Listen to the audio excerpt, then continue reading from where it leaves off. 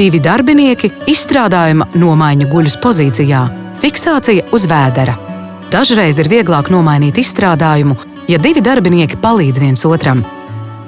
Tādā gadījumā mēs iesakām sekojošus soļus. Pagrieziet klientu uz sāniem. Klients jāpagriež ar muguru pret darbinieku, kurš nomaina izstrādājumu, un ar seju pret kolēģi, kas palīdz. Novietojiet izstrādājuma jostu gurnu līmenī.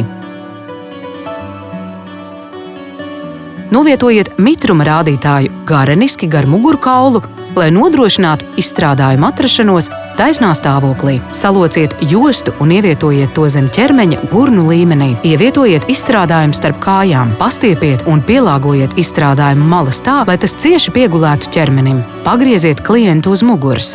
Savienojiet jostu uz gurniem, izmantojot fiksācijas klipsi.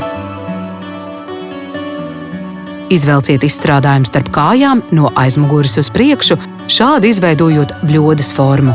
Pavelciet izstrādājumu uz leju, lai izlīdzinātu tā aizmugurējo daļu. Izvelciet izstrādājumu starp kājām uz augšpusi. Pastiepiet izstrādājumu stūrus pa diagonāli. Pārliecinieties, ka tas cieši piekļaujas cirkšņa krokām. Pievienojiet 2 priekšējos klipšus pie jostas.